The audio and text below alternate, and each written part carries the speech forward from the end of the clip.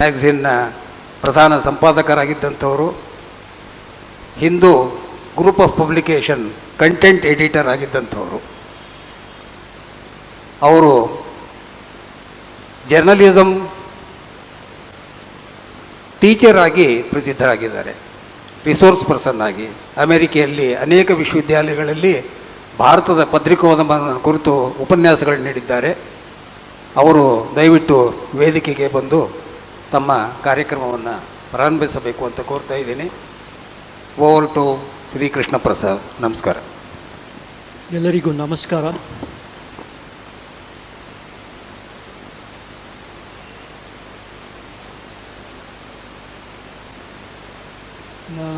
ನನ್ನನ್ನು ಕರೆಯಲು ಕೃಷ್ಣಕುಮಾರ್ ಅವರು ಬಂದಾಗ ಅವರೇ ಹೇಳಿದಾಗೆ ಈ ಹಾಲ್ ತುಂಬಿರುತ್ತೆ,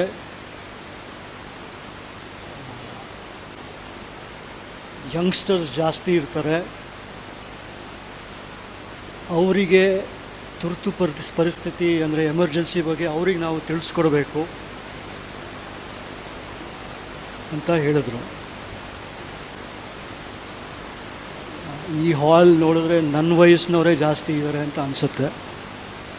ಅದರಲ್ಲೇನು ತಪ್ಪಿಲ್ಲ, ಬಟ್ ನಾನು ಪ್ರಿಪೇರ್ ಮಾಡ್ಕೊಂಡು ಬಂದಿರೋದು ಬೇಸಿಕ್ಲಿ ಫಾರ್ ಅವೇರ್ನೆಸ್. ಪರಂಪರೆಯವರು ಈ ವರ್ಷದಿಂದ ತುರ್ತು ಪರಿಸ್ಥಿತಿ ಬಗ್ಗೆ ಲೆಕ್ಚರ್ ಇಡ್ತಾ ಇದ್ದೀವಿ ಅಂತ ಹೇಳ್ತಾ ಇದ್ದಾರೆ. ಅದು ಹಿಂದಿನ ತುರ್ತು ಪರಿಸ್ಥಿತಿನೋ ಅಥವಾ ಮುಂದಿನ ತುರ್ತು ಪರಿಸ್ಥಿತಿನೋ ನನಗೆ ಗೊತ್ತಿಲ್ಲ, ಬಟ್ ಅದನ್ನು ನಾವು ಮನಸ್ಸಲ್ಲಿ ಇಟ್ಕೊಳ್ಳೇಬೇಕು. ಅವರು ನಾನು ಇನ್ನೂ ಕೆಲವು ಮಾತು ಮೊದಲೇ ಹೇಳ್ಬಿಡ್ತಾ ಇದ್ದೀನಿ. ಅವರು ಬಂದು ನನ್ನನ್ನು ಕೇಳಿದಾಗ ನಾನು ಸ್ಪಷ್ಟವಾಗಿ ನನ್ನ ರಾಜಕೀಯ ನಿಲುವನ್ನು ತಿಳಿಸಿದ್ದೀನಿ. ನನ್ನ ಪೊಸಿಷನ್ ಏನು ಸ್ಪೆಸಿಫಿಕ್ ಇಶ್ಯೂಸ್ ಬಗ್ಗೆ, ನನ್ನ ಸ್ಟ್ಯಾಂಡ್ ಏನು ಕೆಲವು ಇಶ್ಯೂಸ್ ಬಗ್ಗೆ, ಇದನ್ನೆಲ್ಲ ನಾವು ಕ್ಲೀನಾಗಿ ವಿವರಿಸಿದ್ದೀನಿ. ಸೊ ಅದ್ರ ಬಗ್ಗೆ ಏನು ವಿವಾದ ಬೇಕಾಗಿಲ್ಲ. ಇದ್ರ ಮಧ್ಯೆ ಮಾತಾಡ್ತಿರುವಾಗ ಮಧ್ಯ ಅಥವಾ ಆಮೇಲೆ there is no need to talk about it. It's already been sorted out. ಇಂದು ಗುರುವಾರ June 25. Exactly 51 years ago, June 25th was also a Thursday. ಅಂದಿನ ಪತ್ರಿಕೆಗಳ ಎಡಿಟೋರಿಯಲ್ಸ್ ಅಂದರೆ ಜೂನ್ 25ನೇ ತಾರೀಕಿನ ಪತ್ರಿಕೆಗಳ editorials, all the newspaper editorials said the same thing on that morning. Indira Gandhi should resign as Prime Minister. Time to go, said the Hindustan Times. The only way is out, said the Statesman. The only course of action before the Prime Minister is to quit, said the Indian Express. ಪ್ರತಿಯೊಂದು English ಪತ್ರಿಕೆಯು ಡೆಲ್ಲಿಯಲ್ಲಿ June 25ನೇ ತಾರೀಕು it had the same message that Indira Gandhi needs to go because of something that had happened 2 days earlier. ಅದೇ ದಿನ ಮಧ್ಯಾಹ್ನ ಅಂದರೆ June 25 ಗುರುವಾರ 1975 ಇಸವಿಯಲ್ಲಿ ಅದೇ ಮಧ್ಯಾಹ್ನ Jayaprakash ನಾರಾಯಣರವರು he was addressing a rally of opposition leaders at the Ramlila grounds in Delhi. Jayaprakash Narayan Rao, he said, quote, removing Indira Gandhi is the ultimate goal. Removing Indira Gandhi is the ultimate goal, said Jayaprakash Narayan.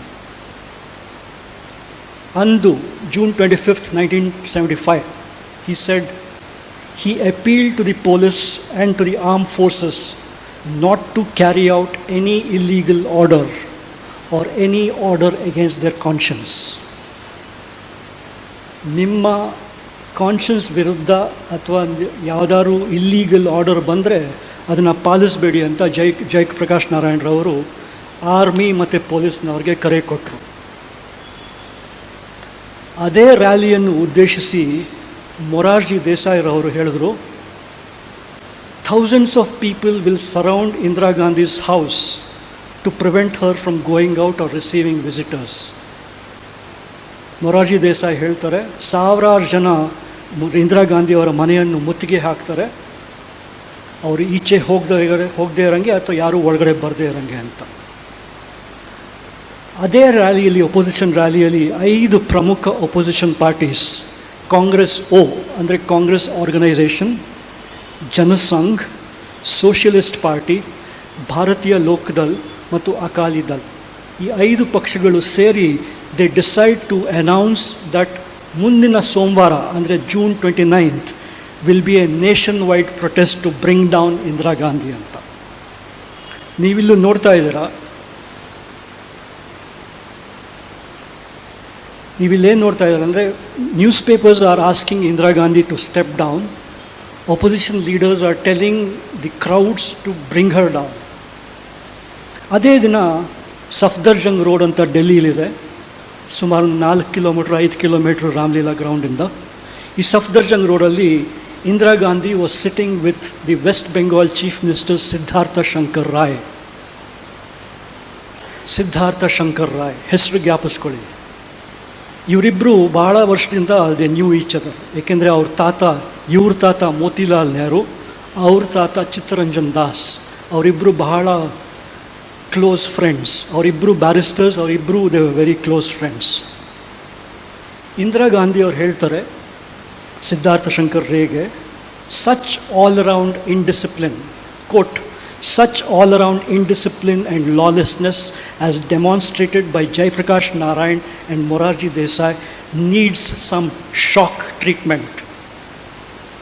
Such all-around indiscipline and lawlessness requires some shock treatment ಅಂತ ಇಂದಿರಾ ಗಾಂಧಿ ಸಿದ್ಧಾರ್ಥ ಶಂಕರ್ ರಾಯ್ಗೆ ಹೇಳ್ತಾರೆ.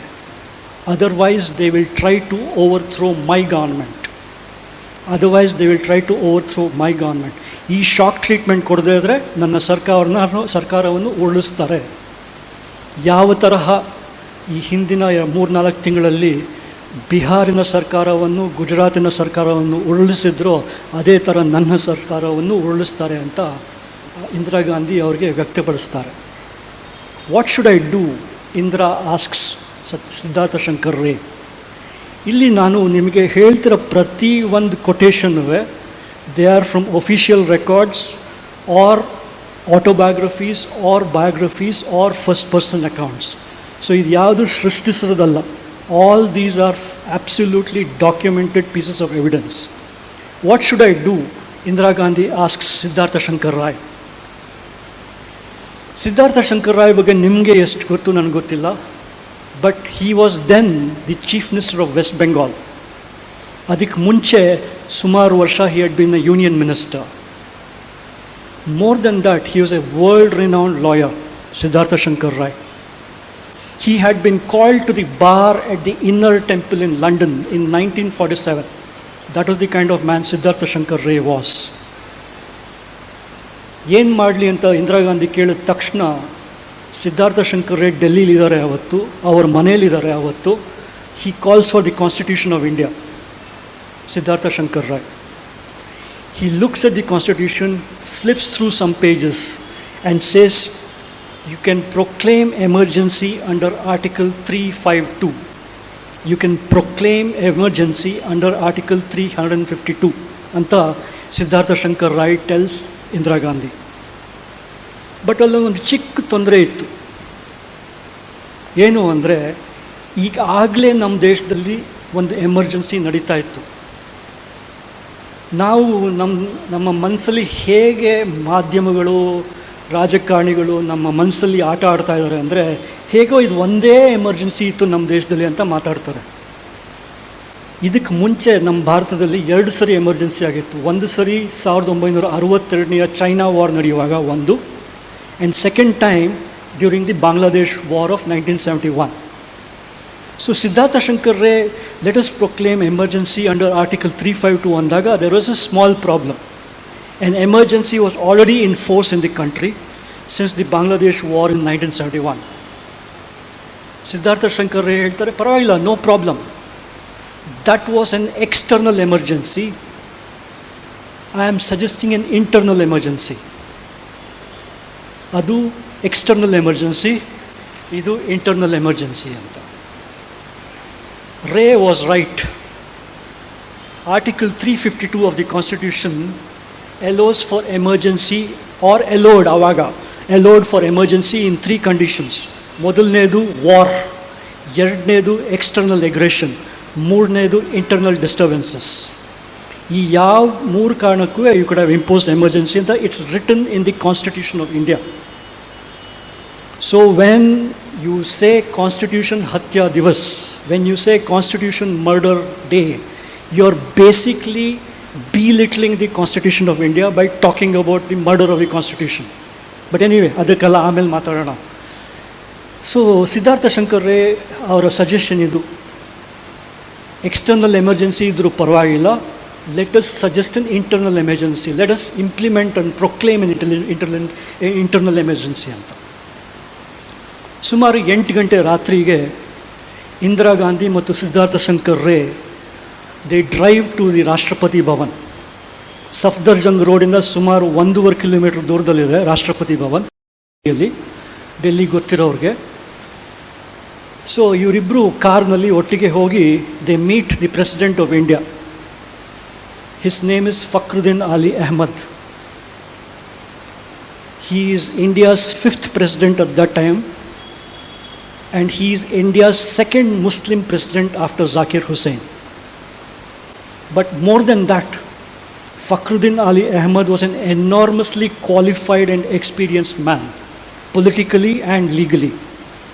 He was a lawyer. He was educated at Cambridge University.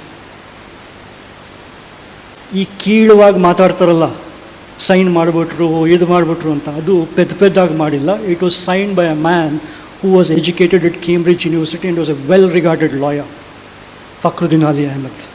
And he, before your president agak munche, he had also, like Siddhartha Shankar Ray, held several important portfolios. Indira Gandhi ಮತ್ತು ಸಿದ್ಧಾರ್ಥ ಶಂಕರ್ ರೇ ಅವರು ಪ್ರೆಸಿಡೆಂಟ್ನ, ರಾಷ್ಟ್ರಪತಿಗಳನ್ನ 45 ನಿಮಿಷ ಭೇಟಿ ಮಾಡ್ತಾರೆ, ತಿಳಿಸ್ತಾರೆ, ನಮ್ಮ ಮನಸ್ಸಲ್ಲಿ ಏನು ಓಡ್ತಾ ಇದೆ ಅಂತ ತಿಳಿಸ್ತಾರೆ. ಬಟ್ ಇಷ್ಟೊತ್ತಿಗೆ ಆಗಲೇ ಪ್ರೆಸಿಡೆಂಟ್ಗೆ ಒಂಚೂರು ಗೊತ್ತಾಗಿರಬಹುದು ಈ ಥರ ಯೋಚಿಸ್ತಿದೆ ಈ ಸರ್ಕಾರ ಅಂತ. ಯಾಕೆ ಅಂದರೆ ಇದೆಲ್ಲ beautiful details of this emergency. ಯಾಕೆ ಅಂದರೆ ನಮ್ಮ ಆಗಿನ ಪ್ರೆಸಿಡೆಂಟ್ ಅಂತ ಅಸಿಸ್ಟೆಂಟ್ ಯಾರಿದ್ದರು, ಅವ್ರ ಹೆಸರು KL ಧವನ್ ಅಂತ. ಈ KL ಧವನ್ ಯಾರು? ಇಂದಿರಾ ಗಾಂಧಿ ಅವರ ಸೆಕ್ರೆಟರಿ RK ಧವನ್ ಅವರ brother. So he may have received information of what the government was thinking at that time from RK Dhawan's brother, who was his assistant. Indira Gandhi ಮತ್ತು ಸಿದ್ಧಾರ್ಥ ಶಂಕರ್ ರೇ ವಾಪಸ್ ಹೋಗ್ತಾರೆ. ಸುಮಾರು 10:30 ರಾತ್ರಿಗೆ 1 page ಲೆಟರ್ ಒಂದು ಬರುತ್ತೆ PMO ಇಂದ, 1 single page letter. It is marked top secret. It is delivered to the president. ಆ ಲೆಟರಲ್ಲಿ ಹೇಳುತ್ತೆ, quote unquote, information has reached us which indicates that there is an imminent danger to the security of India being threatened by internal disturbance. Information has reached us that indicates that there is an imminent danger to the security of India being threatened by internal disturbance. Quote, if the president is satisfied, president avrige onchuru, if he is satisfied that there is an internal disturbance, the letter requests the proclamation of emergency under Article 352(1), Clause 1 of Article 352. ಅದರ ಅಡಿಯಲ್ಲಿ emergency declare ಮಾಡ್ಕೋಬೇಕು ಅಂತ ಈ ಕಾಗದ it informs the president. ಇದೆಲ್ಲ details, beautiful details. ಇದು ಬರೀ ಒಂದು ಕಾಗದ. It does not have the proclamation of the emergency. Usually ಏನಾಗುತ್ತೆ ಅಂದರೆ ಹೋಮ್ ಮಿನಿಸ್ಟ್ರಿ ಒಂದು ಡಾಕ್ಯುಮೆಂಟ್ ಪ್ರಿಪೇರ್ ಮಾಡುತ್ತೆ, ಇದನ್ನು ಪ್ರೊಕ್ಲೇಮ್ ಮಾಡಬೇಕು ಅಂತ. ಇದ್ರ ಜೊತೆ ಇಲ್ಲ ಅದು. So there is no copy of the proposed proclamation with the letter, with the top secret letter. Second, it does not have the approval of the Union Cabinet. It does not have the approval of the Union Cabinet. ಇದನ್ನು ರಾಷ್ಟ್ರಪತಿಗಳು ಇಂದಿರಾ ಗಾಂಧಿನ ಕೇಳ್ತಾರೆ, approval ಇಲ್ವಲ್ಲ ಅಂತ. ಅವ್ರು ಹೇಳ್ತಾರೆ, quote, I shall mention it to the cabinet first thing tomorrow morning. ನಾಳೆ ಬೆಳಗ್ಗೆ ಮೊದಲನೇ ಕೆಲಸನೇ ಮಾಡೋದನ್ನ ಇದು ಕ್ಯಾಬಿನೆಟಿಗೆ ತಿಳಿಸ್ತೀನಿ, ಎಮರ್ಜೆನ್ಸಿನ ಡಿಕ್ಲೇರ್ ಮಾಡಿದ್ದೀವಿ ಅಂತ. ಅವರಿಬ್ಬರು ಕೊನೆಗೆ ಈ ಲೆಟರ್ ಬರುತ್ತೆ, ಸೇರುತ್ತೆ, ಆ್ಯಂಡ್ ರಾಷ್ಟ್ರಪತಿಗಳು ಓದ್ತಾರೆ. 11:15 ಅವತ್ತು ರಾತ್ರಿ, ಜೂನ್ 25, 1975, 11:15 ಪ್ರೆಸಿಡೆಂಟ್ ರಾಷ್ಟ್ರಪತಿ ಫಕ್ರುದ್ದೀನ್ ಅಲಿ ಅಹಮದ್ರು ಅವರ ರಾತ್ರಿ ಬಟ್ಟೆಯಲ್ಲಿದ್ದಾರೆ, ಕುರ್ತಾ ಪೈಜಾಮ. ಅವರ ಕುರ್ತಾ ಪೈಜಾಮಲ್ಲಿದ್ದು ಅವರ ಸೆಕ್ರೆಟ್ರಿನ ಕರೀತಾರೆ. ಆ ಸೆಕ್ರೆಟ್ರಿ ಹೆಸರು ಕೆ ಬಾಲಚಂದ್ರನ್. ಬಾಲಚಂದ್ರನ್ ಅವರ ಸೆಕ್ರೆಟ್ರಿಗೆ ಅವರು ಒಂದು ಈ ಲೆಟರ್ ಕಾಪಿ ಕೊಟ್ಟು ಅವರ ಒಪಿನಿಯನ್ ಕೇಳ್ತಾರೆ, ಏನು ಮಾಡೋದು ಅಂತ. The president secretary pointed out, quote, it would be constitutionally impermissible for you to act in the manner suggested. ಈ ಲೆಟರಲ್ಲಿ ತಿಳಿಸ್ತಿರೋ ರೀತಿಯಲ್ಲಿ ನೀವು ನಡ್ಕೊಂಡ್ರೆ ಇಟ್ ಈಸ್ ಕಾನ್ಸ್ಟಿಟ್ಯೂಷನಲಿ ಇಂಪರ್ಮಿಸಿಬಲ್, ಅಂದರೆ ಇದು ಕಾನ್ಸ್ಟಿಟ್ಯೂಷನಲಿ ಇಟ್ಸ್ ನಾಟ್ ವ್ಯಾಲಿಡ್ ಅಂತ ಹೇಳ್ತಾರೆ. ದಿ ಪ್ರೆಸಿಡೆಂಟ್, ಅಗೈನ್ ಸೆಕ್ರೆಟರಿ ಮಾತಾಡ್ತಾ ಇರೋ, the president has to act on the advice of the council of ministers. There is no question of his personal satisfaction. Cabinet ಏನಾದ್ರು ತಿಳಿಸಿದ್ರೆ ಅದ್ರ ಮೇಲೆ ನೀವು ಪ್ರೆಸಿಡೆಂಟ್ ಆ್ಯಕ್ಟ್ ಮಾಡ್ಬೋದು, ನಿಮ್ಮ ಪರ್ಸ್ನಲ್ ಒಪಿನಿಯನ್ನು, ಪರ್ಸ್ನಲ್ ಸ್ಯಾಟಿಸ್ಫ್ಯಾಕ್ಷನ್ಗೆ ಜಾಗ ಇಲ್ಲ ಅಂತ ಸೆಕ್ರೆಟ್ರಿ ಹೇಳ್ತಾರೆ. ಆವಾಗ ಈ ಪ್ರೆಸಿಡೆಂಟು ನೀವು ಹೋಗಿ ಅಂತ ಹೇಳಿ ಇನ್ನೊಂದು ರೂಮ್ ಒಳಗೆ ಹೋಗ್ತಾರೆ. I want to talk to the prime minister ಅಂತ ಹೇಳ್ತಾರೆ. ಸುಮಾರು 10 ನಿಮಿಷದ ನಂತರ ವಾಪಸ್ ಬರ್ತಾರೆ. ಅವ್ರು ಹೇಳ್ತಾರೆ, RK ಧವನ್ ಬಂದಿದ್ದರು, ಪ್ರೊಕ್ಲಮೇಷನ್ ಕಾಪಿ ತಂದಿದ್ದರು, ನಾನು ಅದಕ್ಕೆ ರುಜು ಹಾಕಿದ್ದೀನಿ ಅಂತ ಹೇಳ್ತಾರೆ. The time is 11:45 PM, 25th June 1975. ಅರ್ಧರಾತ್ರಿಗೆ 15 ನಿಮಿಷ ಮುಂಚೆ ಭಾರತದ ರಾಷ್ಟ್ರಪತಿಗಳು he signs the proclamation of emergency in his pajamas. In the next, ಅದಾದಮೇಲೆ ರಾಷ್ಟ್ರಪತಿಗಳು ಅವರಿಗೆ ಸ್ಲೀಪಿಂಗ್ ಟ್ಯಾಬ್ಲೆಟ್ ತೊಗೊಳ್ಳೋ ಅಭ್ಯಾಸ ಇತ್ತು, ತೊಗೊಂಡು ಮಲ್ಕೋತಾರೆ. ಅವ್ರ ಕೆಲಸ ಮುಗೀತು. In the next few hours, ಅಂದರೆ ಇನ್ನೊಂದು 4-5 ಗಂಟೆಗಳಲ್ಲಿ, from 12 o'clock to 5 o'clock, 676 ಪೊಲಿಟಿಷಿಯನ್ಸ್ನ arrest ಮಾಡುತ್ತೆ ಸರ್ಕಾರ. ಅವರಲ್ಲಿ ಮೊರಾರ್ಜಿ ದೇಸಾಯಿ ಒಬ್ಬರು, LK ಅಡ್ವಾಣಿ ಒಬ್ಬರು, ರಾಜ್ ನಾರಾಯಣ್ ಒಬ್ಬರು, ಪಿಲು ಮೋದಿ ಮೊದಲು, ಈ ಥರ ಬೇಕಾದಷ್ಟು ಜನನ, 676 ಜನನ ದೇಶಾದ್ಯಂತ ದೇ ಆರ್ ಅರೆಸ್ಟೆಡ್. ಮುಂದಿನ ದಿನ ಅಂದರೆ ಜೂನ್ 26, 1975, ಮುಂದಿನ ದಿನ 6 ಗಂಟೆಗೆ ಬೆಳಗ್ಗೆ ಇಂದಿರಾ ಗಾಂಧಿ ಕ್ಯಾಬಿನೆಟ್ಟಿನ ಪ್ರತಿ ಮಿನಿಸ್ಟ್ರು ಅವ್ರ ಮನೆಗೆ ಬರ್ತಾರೆ. ಎಲ್ಲ ಮಂತ್ರಿಗಳು ಇದಕ್ಕೆ ಸಹಿ ಹಾಕ್ತಾರೆ, ಅಂದರೆ ಒಪ್ಕೋತಾರೆ ಈ ಎಮರ್ಜೆನ್ಸಿ ಪ್ರೊಕ್ಲಮೇಷನ್ಗೆ. ಬರೀ ಒಂದೇ ಒಂದು ಮಿನಿಸ್ಟ್ರು ಅದರ ಬಗ್ಗೆ ಡೌಟ್ಸ್ ಒಪ್ಪಿಸ್ತಾರೆ. ಅವರ ಹೆಸರು Swaran Singh. He was the defence minister of India. The only member of the union cabinet to oppose the emergency was a Sikh, Swaran Singh, well regarded defence minister. 8 ಗಂಟೆಗೆ ಇಂದಿರಾ ಗಾಂಧಿ ಈ ಥರ ಬರ್ತಾರೆ. ಇದು ನೀವು ನೋಡ್ತಿರೋ ಚಿತ್ರ ಇಲ್ಲಿ, this is the studios of all India radio. ಆವಾಗ ದೂರದರ್ಶನ ಇಲ್ಲಿಂದನೇ ಆಪ್ರೇಟ್ ಆಗ್ತಾಯಿತ್ತು. So she addresses the gathering on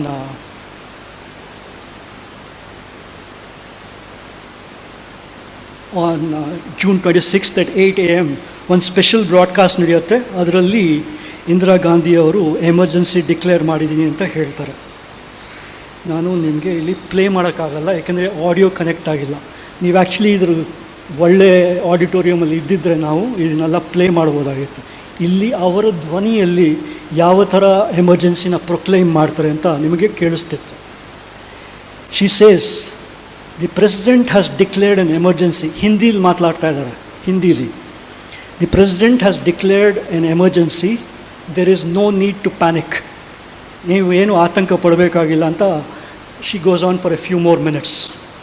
and ಆ ಥರದಲ್ಲಿ India enters its third emergency after 1962 and 1971, the third emergency on June 25th, 1975. The announcement is made by the Prime Minister on the next day at 8 a.m. from All India Radio and Doordarshan.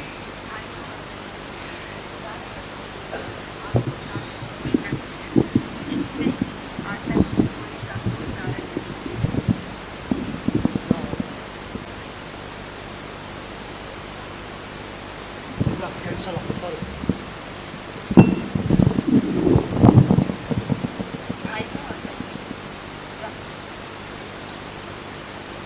ಈ emergency ಇಲ್ಲ, ಪರವಾಗಿಲ್ಲ, it's fine.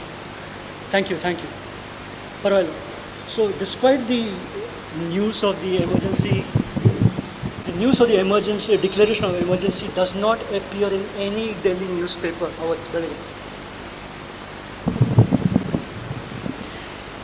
ಈ emergency declare ಮಾಡಿದೆ ಅಂತ ಮುಂದಿನ ಆವತ್ತಿನ ಪೇಪರ್ಗಳು, June 26ನೇ paper ಯಾವ ಡೆಲ್ಲಿ ಪತ್ರಿಕೆಯಲ್ಲೂ ಏನೂ ಬರಲ್ಲ. ಯಾಕೆ ಅಂದರೆ ಅವತ್ತು ರಾತ್ರಿ 2 ಗಂಟೆಗೆ ಬಹದ್ದೂರ್ ಶಾ ಜಫರ್ ಮಾರ್ಗ್ ಅಂತ ಒಂದು ರೋಡ್ ಇದೆ ಡೆಲ್ಲೀಲಿ, ನಮ್ಮ ಸಯಾಜಿರಾವ್ ರೋಡ್ ಥರ ಅಥವಾ ನಮ್ಮ ಲ್ಯಾಂಡ್ಸ್ಟೋನ್ ಬಿಲ್ಡಿಂಗ್ ರೋಡ್ ಥರ ಬಹದ್ದೂರ್ ಶಾ ಜಫರ್ ಮಾರ್ಗ್ ಅಂತ ಒಂದು ರೋಡ್ ಇದೆ. ಅಲ್ಲಿ ಪ್ರತಿಯೊಂದು ನ್ಯೂಸ್ ಪೇಪರ್ ಆಫೀಸು ಇದೆ. Indian express, times of India, ಪೇಟ್ರಿಯಟ್, ಏನೋ ಪಯನಿಯರ್, ಅದು ಇದು ಸುಮಾರು ನ್ಯೂಸ್ ಪೇಪರ್ಗಳ ಆಫೀಸ್ ಇದೆ. ಎಮರ್ಜೆನ್ಸಿ ಡಿಕ್ಲೇರ್ ಆಗ್ತಿದ್ದಂಗೆ ಅವತ್ತು ರಾತ್ರಿ 2 ಗಂಟೆಗೆ ಡೆಲ್ಲಿ ಸರ್ಕಾರ, ಅಂದರೆ ಈ ಭಾರತದ ಸರ್ಕಾರ, ಡೆಲ್ಲಿ ಸರ್ಕಾರ ಎಲೆಕ್ಟ್ರಿಸಿಟಿ ಡಿಸ್ಕನೆಕ್ಟ್ ಮಾಡಿಬಿಡುತ್ತೆ ಬೇಕು ಅಂತ. 2 ಗಂಟೆ ರಾತ್ರಿಲಿ ಎಲೆಕ್ಟ್ರಿಸಿಟಿ ಡಿಸ್ಕನೆಕ್ಟ್ ಮಾಡುತ್ತೆ. ಸೊ ಯಾವ ಪತ್ರಿಕೆಗಳ ಪ್ರೆಸ್ಸು, ಯಾವ ಪತ್ರಿಕೆನೂ ಈಚೆ ಬರೋಕ್ಕಾಗಲ್ಲ. ಇನ್ಫ್ಯಾಕ್ಟ್ ಬರೀ 2 ಪತ್ರಿಕೆಗಳಲ್ಲಿ ಒಂದು ಚೂರೇನೋ ನ್ಯೂಸ್ ಬರುತ್ತೆ. ಒಂದು ಹಿಂದೂಸ್ತಾನ್ ಟೈಮ್ಸ್, ಇನ್ನೊಂದು ಈ ಸ್ಟೇಟ್ಸ್ಮನ್ ಫ್ರಮ್ ಕ್ಯಾಲ್ಕಟಾ. ನೀವು ನೋಡ್ತಿರೋ ಚಿತ್ರ, this is the Statesman from Calcutta. But ನೀವು ನೋಡೋ ಹೆಡ್ಲೈನಲ್ಲಿ ನೋಡಿ, on the left hand side, Mrs Gandhi calls on president, salient points of court order explained. Okay, this is the official version. V R Krishnaiyer ಅವರು ಕೊಟ್ಟಿರೋ judgment ಬಗ್ಗೆ ವಿವರಿಸೋಕ್ಕೆ ಹೋಗಿದ್ದಾರೆ ಅಂತ ತಿಳಿಸತ್ತೆ ಹೊರತು ಇನ್ನೇನು ತಿಳಿಸಲ್ಲ. ಕೇವಲ 2 ಪತ್ರಿಕೆಗಳು ಒಂಚೂರು ಬರುತ್ತೆ, ಒಂದು ಸ್ಟೇಟ್ಸ್ಮನ್, ಇನ್ನೊಂದು ಹಿಂದೂಸ್ತಾನ್ ಟೈಮ್ಸ್. ಯಾಕೆಂದರೆ ಅವ್ರು ಇಬ್ಬರು ಆಫೀಸುವೆ ಆ ರೋಡಲ್ಲಿಲ್ಲ, ಇನ್ನೊಂದು ಬೇರೆ ರೋಡಲ್ಲಿದೆ. ಸೊ ಇಲ್ಲಿ ಬಹದ್ದೂರ್ ಶಾ ಜಫರ್ ಮಾರ್ಗಲ್ಲಿ ಎಲೆಕ್ಟ್ರಿಸಿಟಿ ಡಿಸ್ಕನೆಕ್ಟ್ ಮಾಡಿದ್ರೆ ಆ ರೋಡಲ್ಲಿ ಡಿಸ್ಕನೆಕ್ಟ್ ಮಾಡೋಕ್ಕಾಗಿಲ್ಲ. ಸೊ ಒಂಚೂರು ಹಿಂದೂಸ್ತಾನ್ ಟೈಮ್ಸ್ ಒಂದು ಚಿಕ್ಕ ಪ್ಯಾರಾಗ್ರಾಫ್ ಬರುತ್ತೆ, ಸ್ಟೇಟ್ಸ್ಮನಲ್ಲಿ ಒಂದಿಷ್ಟು ಸ್ಟೋರಿ ಬರುತ್ತೆ. The only newspaper in India to publish the news of the arrest of opposition leaders is this newspaper, the Motherland ಅಂತ. Motherland is a newspaper owned by the RSS or an affiliate of the RSS.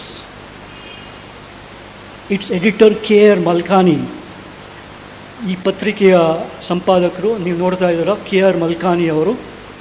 Okay, he himself had been picked up. ಅವರನ್ನು arrest ಮಾಡಿದರು ಆ ರಾತ್ರಿ. 676 politicians ಅಲ್ಲದೆ ಬೇರೆ ಅವ್ರನ್ನೂ arrest ಮಾಡಿದರು. But K.R. Malkani was the first Indian journalist to be arrested under emergency in 1975. K.R. Malkani ಬಗ್ಗೆ ಬೇಕಾದಷ್ಟು ಮಾತಾಡ್ಬೋದು. ನಾನು ಅವ್ರನ್ನ 2-3 ಸರಿ ಭೇಟಿ ಮಾಡಿದ್ದೀನಿ. ಬಟ್ ಈಗ ಟೈಮ್ ಇಲ್ಲ ಅಂದರೆ ಇನ್ನೂ ಇದೆ. ನಾನು ಕರೆಕ್ಟಾಗಿ 8 ಗಂಟೆಗೆ ನಿಲ್ಲಿಸೋನು. ನೀವು ಅಲ್ಲಿವರೆಗೆ ಅಲ್ಲಾಡಬೇಡಿ, ನೋಡೋಣ ಏನಾಗುತ್ತೆ. ಯೂಟ್ಯೂಬ್ ವೀಡಿಯೋಗಳಲ್ಲಿ ಹೇಳೋ ಥರ ಕೊನೆಯಲ್ಲಿ ಒಂದೇನೋ ಇರುತ್ತೆ, ಅಲ್ಲಿವರೆಗಿರಿ. ಎನಿವೆ, ಸೊ ಮಲ್ಕಾನಿ ಅವ್ರನ್ನ ಅರೆಸ್ಟ್ ಮಾಡ್ತಾರೆ. ಬಟ್ ಅವರು he has the presence of mind to call some colleagues. ಅವ್ರ ಜೊತೆ ಸಹಪಾಠಿಗಳನ್ನ ಫೋನ್ ಮಾಡಿ ಹೇಳ್ತಾರೆ ನನ್ನ ಅರೆಸ್ಟ್ ಮಾಡಿದ್ದಾರೆ ಅಂತ. ಸೊ ಆ ಕಾರಣಕ್ಕೆ ಈ ಪತ್ರಿಕೆ ಮದರ್ಲ್ಯಾಂಡಲ್ಲಿ ಈ ಸ್ಟೋರಿ ಬರುತ್ತೆ, ಮಿಡ್ ನೈಟ್ ಸ್ವೂಪ್ ಆನ್ ಅಪೋಸಿಷನ್. ಇವ್ರು JP, Moraji, Advani, Charan Singh among those arrested, etc., etc. K.R. Malkani is an amazing man. RSS ಅವ್ರು ಆದ್ರೂ he was educated at Harvard University. ಎಂತೆಂಥವ್ರ ಹೆಸರು ಕೇಳ್ತಾ ಇದ್ದಾರೆ ನೋಡಿ, ಕೇಂಬ್ರಿಡ್ಜ್ ಯೂನಿವರ್ಸಿಟಿಯಲ್ಲಿ ಓದ್ದವರು, ಹಾರ್ವರ್ಡ್ ಯೂನಿವರ್ಸಿಟಿಯಲ್ಲಿ ಓದ್ದವರು. ಇದು ವಿಚಿತ್ರ ನೋಡಿ, RSSನವರು ಹಾರ್ವರ್ಡ್ಗೆ ಹೋಗಿದ್ದಾರೆ ಅಂತ. But anyway, so he became the first editor to be journalist to be arrested under emergency in June 1975. ವಿಚಿತ್ರ ಏನು ಅಂದರೆ, ವಿಚಿತ್ರನೂ ಅಲ್ಲ, ಅಮೇಝಿಂಗ್ ಪಾರ್ಟ್ ಏನು ಅಂದರೆ, ಇದಕ್ಕೂ ಮುಂಚೆ ಮೂರು ಸರಿ ಈ ಮದರ್ಲ್ಯಾಂಡ್ ಪತ್ರಿಕೆ ಈ ಸ್ಥಿತಿ ಬರುತ್ತೆ ಅಂತ ವಾರ್ನ್ ಮಾಡಿತ್ತು. ನಾವೆಲ್ಲ ಇಲ್ಲಿ ಮೈಸೂರು, ಬೆಂಗಳೂರಲ್ಲಿ ಕೂತ್ಕೊಂಡು ಏನು ಅನ್ಕೋತೀವಿ ಅಂದರೆ, ಎಮರ್ಜೆನ್ಸಿ ಬಂದರೆ ಬರೀ ಇಂಡಿಯನ್ ಎಕ್ಸ್ಪ್ರೆಸ್ಸು, ರಾಮನಾಥ್ ಗೋಯಂಕ ಅಂತ ಅನ್ಕೋತೀವಿ. You forget the role played by motherland. ಮೂರು ಸರಿ it has warned Indians that an emergency is coming. First time when Mujibur Rahman, the leader of Bangladesh, declared an emergency in December 1974, motherland said, Dhaka is a rehearsal for Delhi, quote unquote. December 1974. Dhaka is a rehearsal for Delhi. Second, January 1975, ಅಂದರೆ ಜೂನ್ಗಿಂತ 4-5 ತಿಂಗಳು ಮುಂಚೆ ಒಬ್ಬ ಜ್ಯೋತಿಷ್ಯನ ಒಂದು prediction print ಮಾಡುತ್ತೆ ಈ paper, motherland. ನಿಜವಾದ ಜ್ಯೋತಿಷ್ಯನೋ ಅಥವಾ ಸೃಷ್ಟಿ ಮಾಡಿದ ಜ್ಯೋತಿಷ್ಯನೋ ಅಥವಾ ಮಲ್ಕಾನಿಯವರೇ ಅಲ್ಲಿ ಅಹಮದಾಬಾದಲ್ಲಿ ಇದ್ದವರು, ಏಕೆಂದರೆ ಇದು ಒಂದು ಜ್ಯೋತಿಷ್ಯನ ಹೆಸರಲ್ಲಿ ಬರುತ್ತೆ.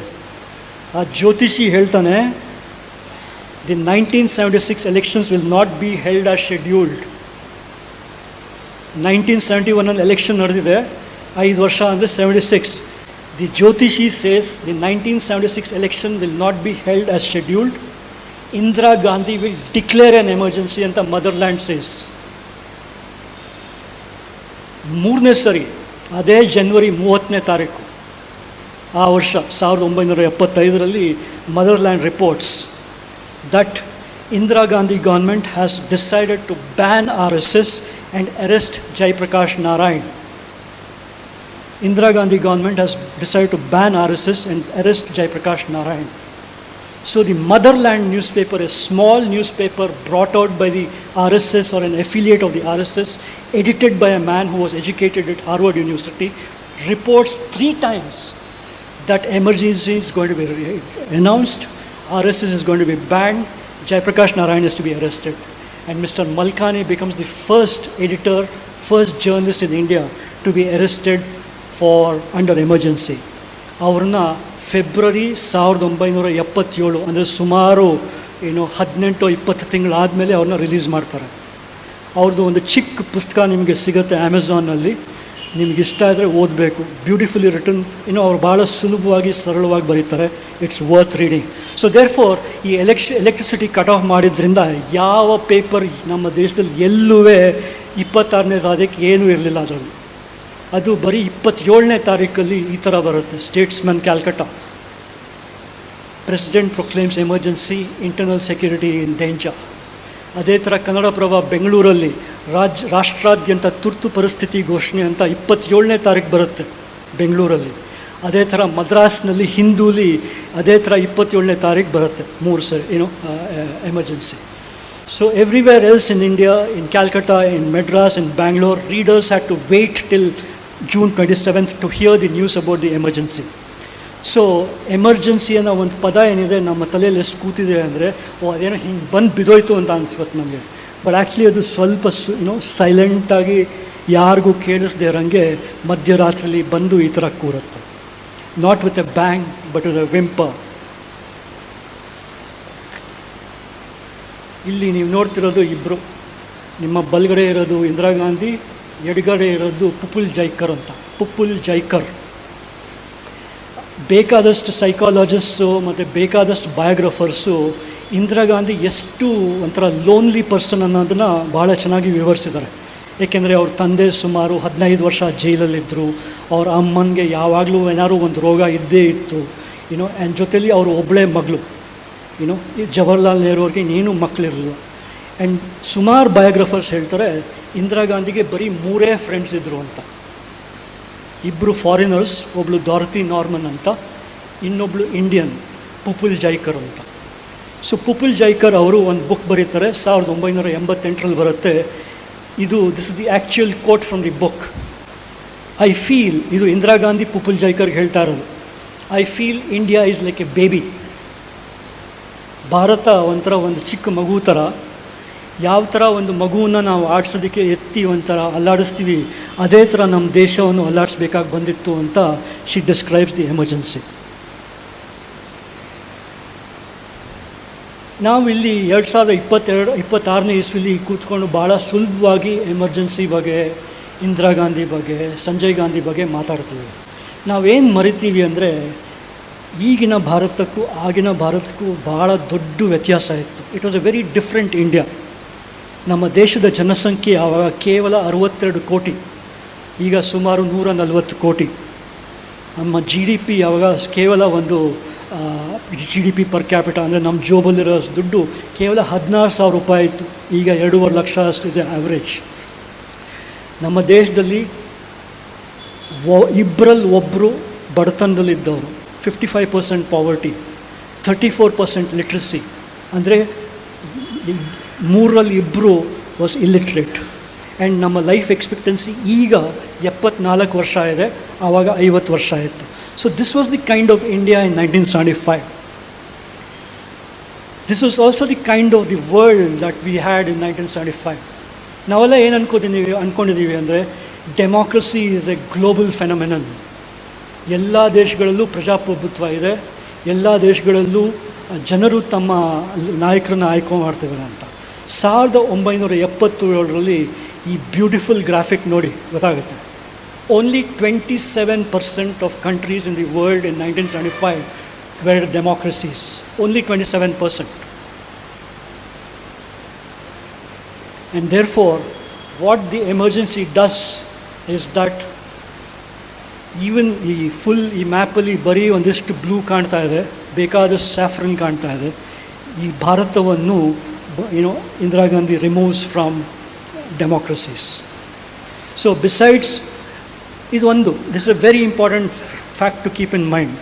There were not too many democracies in 1975, and more than that, there was a wave of authoritarianism. There was a wave of authoritarianism sweeping across South Asia.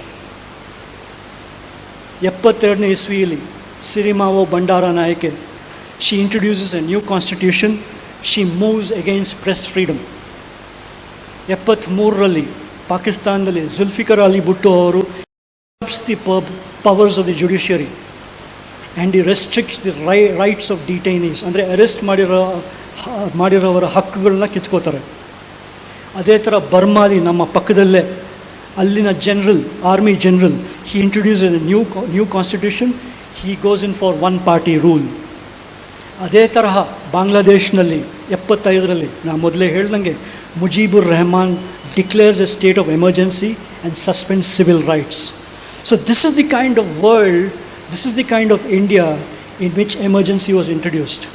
A very poor, illiterate country at a time when there were not too many democracies in the world and when there was a wave of authoritarianism sweeping across South Asia. ಇದಲ್ಲದೆ Congress politics ಒಂಥರ ವಿಚಿತ್ರವಾಗಿತ್ತು ಆ ಕಾಲದಲ್ಲಿ. 1966ರಲ್ಲಿ Indira Gandhi becomes the first and only woman Prime Minister of India. She beats Morarji Desai. ಈ ಮೊರಾರ್ಜಿ ದೇಸಾಯಿ ಬಗ್ಗೆ ಭಾಳ ಗಮನ ಇಡಿ. ನಾನು ಆಗಲೇ 2-3 ಸರಿ ಹೇಳಿದ್ದೀನಿ, ಇನ್ನೂ 4-5 ಸರಿ ಬರುತ್ತೆ. ಇನ್ 1966 ಲಾಲ್ ಬಹದ್ದೂರ್ ಶಾಸ್ತ್ರಿ ಅವರು ಮಾಸ್ಕೋಲ್ಲಿ ಸತ್ತ ತಕ್ಷಣ ಯಾರು ಮುಂದಿನ ಪ್ರಧಾನಮಂತ್ರಿಗಳು ಆಗಬೇಕು ಅಂತ ಚರ್ಚೆ ನಡೀತಿರುತ್ತೆ. ಆವಾಗ ಕಾಂಗ್ರೆಸ್ಸಿನ ಹಳೆಯ ತಲೆಮಾರಿಗಳು K Kamaraj, S K Patil, Atulya Ghosh ಇಂಥವರೆಲ್ಲ ಸೇರಿ ಏನಂತಾರೆ ಅಂದರೆ, ನಾವು ಇಂದಿರಾ ಗಾಂಧಿನೇ ಮಾಡೋಣ, ಅವಳನ್ನ ನಮ್ಮ ಇಷ್ಟದ ಪ್ರಕಾರ ಮಾಡಿಸ್ಕೋಬೋದು ಅಂತ, because she is A woman. So they put Har up against Morarji Desai. Congress ಪಕ್ಷದ ಪಾರ್ಲಿಮೆಂಟ್ರಿ ಪಾರ್ಟಿಯಲ್ಲಿ ಬರೀ ಒಂದೇ ಸರಿ ಎಲೆಕ್ಷನ್ ನಡೆದಿರೋದು ಪ್ರಧಾನಮಂತ್ರಿಯ ಹುದ್ದೆಗೆ, ಅದು 1966ಅಲ್ಲಿ. ಆ ಎಲೆಕ್ಷನಲ್ಲಿ ಇಂದಿರಾ ಗಾಂಧಿಗೆ 355 ಮತಗಳು ಬೀಳುತ್ತೆ, ಮೊರಾರ್ಜಿ ದೇಸಾಯಿಗೆ 169 ಮತ ಬೀಳುತ್ತೆ. So she becomes the prime minister. 67 elections, general ಎಲೆಕ್ಷನ್ಸಲ್ಲಿ ಕಾಂಗ್ರೆಸ್ ಕಷ್ಟಪಟ್ಟು ಗೆಲ್ಲುತ್ತೆ. ಬಟ್ ಈ ಸಿಂಡಿಕೇಟ್ ಬಾಸಸ್ ಅಂತ ಏನಂತೀವಿ, ಈ ಹಳೆ ತಲೆಮಾರಿಗಳು, ಈ ಸಿಂಡಿಕೇಟ್ ಬಾಸಸ್ ಎಲ್ಲರೂ ಸೋಲ್ತಾರೆ. ಆದರೆ 2 ವರ್ಷದ ನಂತರ ಕಾಂಗ್ರೆಸ್ಸಲ್ಲಿ ಒಂದು ಸ್ಪ್ಲಿಟ್ ಆಗುತ್ತೆ. ಯಾಕೆ ಅಂದರೆ ಕಾಂಗ್ರೆಸ್ನವ್ರಿಗೆ, ಈ ಹಳೆ ತಲೆಮಾರಿನವ್ರಿಗೆ ನಾವು ನೀಲಂ ಸಂಜೀವ್ ರೆಡ್ಡಿ ಅವ್ರನ್ನ ಪ್ರೆಸಿಡೆಂಟ್ ಮಾಡಬೇಕು ಅಂತ ಅವ್ರಿಗೆ ಮನಸ್ಸು ಬರುತ್ತೆ. ಬಟ್ ಇಂದಿರಾ ಗಾಂಧಿ ಅವರು she suggest V V Giri, and therefore V V Giri becomes president of India, and so therefore the Congress splits. And finally Congress politics ನಾವು ನೋಡಬೇಕು ಏನಂದರೆ, ಇನ್ 71-72 ಈ ಬಾಂಗ್ಲಾದೇಶ್ ವಾರ್ ಆಗ್ತಿರುವಾಗ ಮತ್ತು ಆದ ನಂತರ, in both the general elections and the assembly elections, Congress party wins big. So that's the state. This is from the New York Times in 1969. ಈ ಸಿಂಡಿಕೇಟ್ನವರು ಈಗಾಗಲೇ ಇಂದಿರಾ ಗಾಂಧಿ ಮೇಲೆ ಮಾತಾಡೋಕ್ಕೆ ಶುರು ಮಾಡಿದ್ದಾರೆ. The syndicate bosses of the Congress call her a fascist. That was the state of relationship between Indira Gandhi and her party. ಒಬ್ಬರು ಇನ್ನೊಬ್ರನ್ನ ನಂಬ್ತಾ ಇಲ್ಲ, ಒಬ್ಬರು ಇನ್ನೊಬ್ರಿಗೆ ಬೇರೆ ಬೇರೆ ಹೆಸರು ಕರೀತಿದ್ದಾರೆ, and so on and so far. So she is called a fascist by the syndicate bosses. ನಮ್ಮ ಆರ್ಥಿಕ ಪರಿಸ್ಥಿತಿನೂ ವಿಚಿತ್ರವಾಗಿತ್ತು ಅವಾಗ. ಇಂದಿರಾ ಗಾಂಧಿ ಬರ್ತಾರೆ, ಬಂದು ಕೇವಲ ಅವರು ಪ್ರಧಾನಮಂತ್ರಿಯಾಗಿ ಕೇವಲ 137 ದಿನಗಳ ನಂತರ ಶಿ ಡಿವ್ಯಾಲ್ಯೂಸ್ ದಿ ರುಪಿ. ನಮ್ಮ ರುಪಿ ವ್ಯಾಲ್ಯೂ ಏನಿತ್ತು ಆವಾಗ ಸುಮಾರು 4.65 rupees to $1. $4.55 ಕೊಟ್ಟರೆ $1. ಅವರು ಬೇಕಾದಷ್ಟು ಕಾರಣಗಳಿದೆ. She devalues the dollar and the dollar becomes $7.50 for $1. ಈಗೆಷ್ಟು $100 ಅಲ್ಲ? ಮನಸ್ಸಲ್ಲಿ ಇಟ್ಕೊಳ್ಳೋಣ. ಈಗಿನ ತುರ್ತು ಪರಿಸ್ಥಿತಿಲಿ $100 ಅಂತ ಮನಸ್ಸಲ್ಲಿ ಇಟ್ಕೊಳ್ಳೋಣ. 1969ನಲ್ಲಿ ಶಿ ನ್ಯಾಷನಲೈಸಸ್ 14 ಪ್ರೈವೇಟ್ ಬ್ಯಾಂಕ್ಸ್. 71ರಲ್ಲಿ she abolishes privy purses and privileges. ಅಂದರೆ ಭಾರತಕ್ಕೆ ಈ ಕಿಂಗ್ಡಮ್ಗಳು, ಕಾಲೋನಿಗಳು, ಡೊಮಿನಿಯನ್ಗಳು, ಇದೆಲ್ಲ ಈ ರಾಜ ಮಹಾರಾಜರು ಆಳ್ತಿದ್ದೆಲ್ಲ ವಾಪಸ್ ಒಳಗೆ ಬಂದಿರುತ್ತಲ್ಲ ಭಾರತದ ಯೂನಿಯನ್ಗೆ, ಅವರಿಗೆ ಒಂದಿಷ್ಟು ದುಡ್ಡು ಕೊಡ್ತಿದ್ರು, ಒಂದಿಷ್ಟು ಪ್ರಿವಿಲೇಜಸ್ ಕೊಡ್ತಾಯಿದ್ರು. So she abolishes privy purses and privileges in 71. And in 1974, she tests the nuclear bomb in Pokhran, which brings US sanctions. ಈಗ ನೀವೇನು ಕೇಳ್ತಾ ಇದ್ದೀರಾ, ಇರಾನ್ ಮೇಲೆ ಸ್ಯಾಂಕ್ಷನ್ಸ್ ಹಾಕಿದ್ರು ಅಂತ, ಅದೇ ಥರ ಭಾರತದ ಮೇಲೆ ಸ್ಯಾಂಕ್ಷನ್ಸ್ ಬಿತ್ತು ಯಾವಾಗ ಭಾರತ ಪೋಖ್ರನಲ್ಲಿ ಒಂದು ಟೆಸ್ಟ್ ಬ್ಲಾಸ್ಟ್ ಮಾಡುತ್ತೆ. So this was the picture of A woman in 1970s, A lonely woman without friends, a woman under siege within the country, a woman in a siege within her own party, and a woman who could not trust her own colleagues, who called her a fascist. So this was the 1970s of Indira Gandhi. And to make matters worse, in 1973 the Supreme Court rules 7-6 in the famous Keshavananda Bharati case. Keshavananda Bharati case, ಇದು ಒಂದು ಕೇರಳದ ಒಂದು ಮಠದ್ದು, ಇದರ ವಿವರ ಇಲ್ಲಿ ಕೊಡೋಕ್ಕಾಗಲ್ಲ. But basically ಈ ಕೇಸ್ ಏನು ಹೇಳುತ್ತೆ ಅಂದರೆ, ಕೊನೆಗೆ parliament cannot alter or destroy the basic structure of the constitution ಅಂತ the supreme court rules in 1973.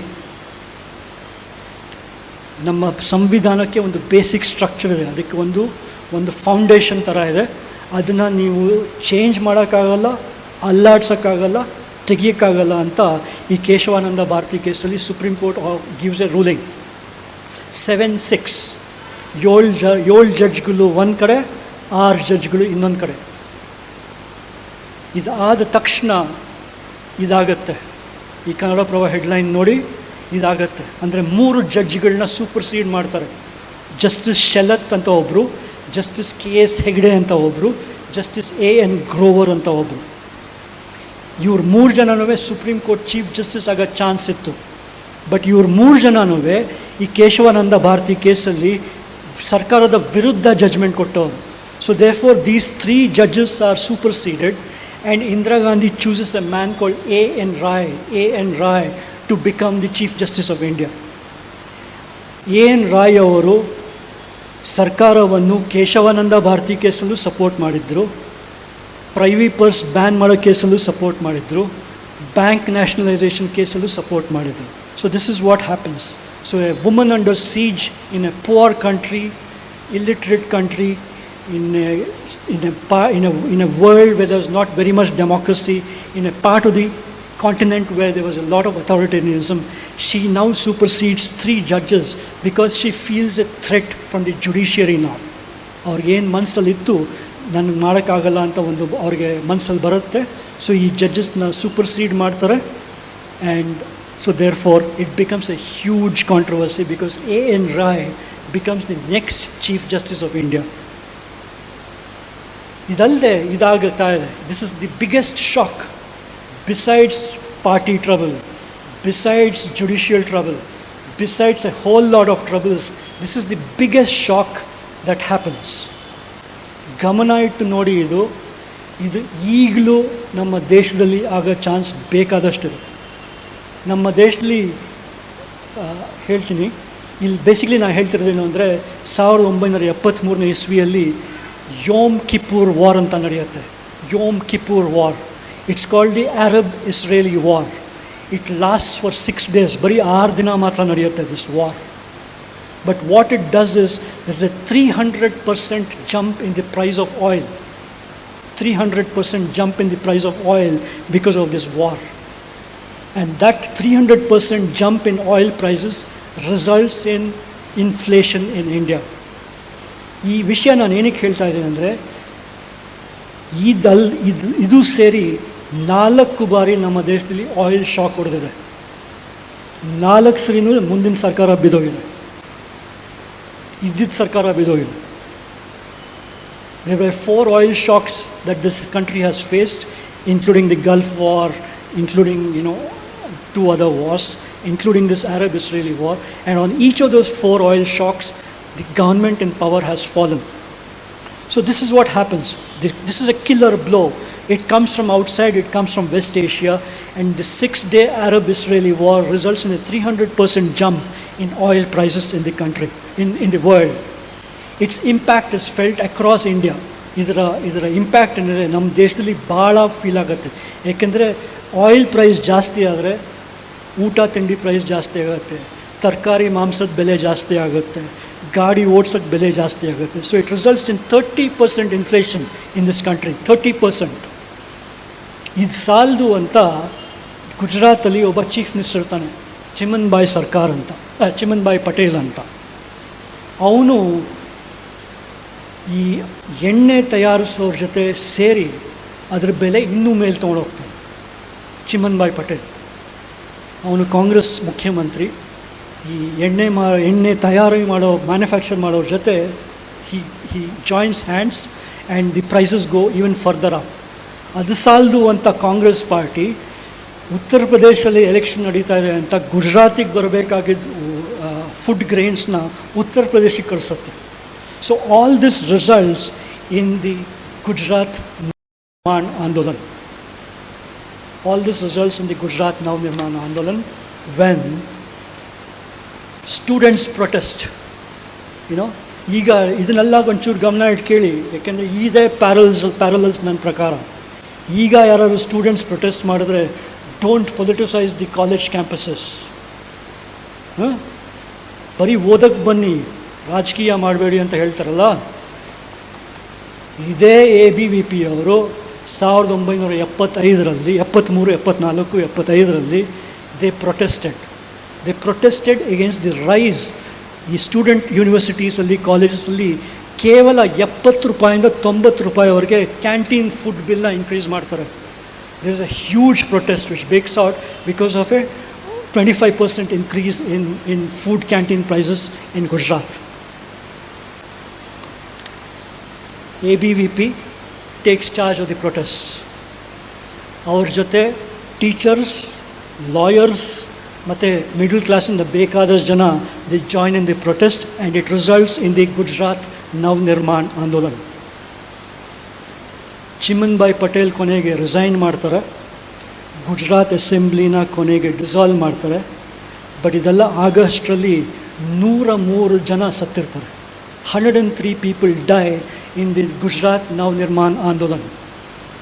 8,237 people are jailed in the Gujarat Nav Nirman Andolan. ಮತ್ತೆ ನಮ್ಮ ಫ್ರೆಂಡ್ ಮೊರಾರ್ಜಿ ದೇಸಾಯಿ ಹತ್ರ ಬರೋಣ. ಇದು ಮೊರಾರ್ಜಿ ದೇಸಾಯಿ ಬಗ್ಗೆ ಭಾಳ ಗಮನ ಇಡಬೇಕು. ನಾವೆಲ್ಲರೂ ಬರೀ ಅವ್ರು ಉಚ್ಚೆ ಕುಡಿತಿದ್ರು ಅಂತ ಜ್ಞಾಪಿಸ್ಕೋತೀವಿ ಅಷ್ಟೇ ಹೊರತು ಅವರ ಮನಸ್ಸಲ್ಲಿ ಏನಿತ್ತು ಅಂತ ನಾವು ಯಾರೂ ಗಮನ ಕೊಡ್ತಾ ಇಲ್ಲ. This is very important. We only talk about the urine habits of Mr. Morarji Desai, who was the Prime Minister of India, but not his politics, not his devious mind. ಈ ಗುಜರಾತ್ ಪ್ರೊಟೆಸ್ಟ್ನ ಲೀಡ್ ಮಾಡಿದವರು Morarji Desai with the support of Jayaprakash Narayan. This was his quote: "We intend to overthrow her. We intend to overthrow Indira Gandhi. Thousands will surround her house to prevent her from going out or receiving visitors. We will camp day and night outside our house." ಈಗ ಹೇಳಿ ನೋಡೋಣ ಯಾರು ಭಾಳ ಮೀಸೆ ತಿರುಗಿಸಿ constitution ಸತ್ಯ ದಿವಸ ಅದು ಇದು ಅಂತಾರಲ್ಲ, ಈಗ ಹೇಳಿ ನೋಡೋಣ. Look at the next line. ಏನಕ್ಕೆ, why do we want to do this? Because it is increasingly difficult to defeat her in general elections. This is Morarji Desai, quote unquote. Okay, this is what happens in Gujarat. ಒಂದು 7-8 ವರ್ಷದ ನಂತರ this comes out. Morarji Desai was a CIA agent. This was reported, exposed by Seymour Hersh. Seymour Hersh of the New York Times exposed Morarji Desai as a CIA agent. ಅವರನ್ನು ಭಾಳ ದೊಡ್ಡದಾಗಿ ಕೋರ್ಟಿಗೆ ಬೇರೆ ಕರ್ಕೊಂಡು ಹೋಗ್ತಾರೆ Morarji Desai, and loses the case. But he was named as a CIA agent by the New York Times, reported by the Indian Express in 1983 that he was a CIA agent.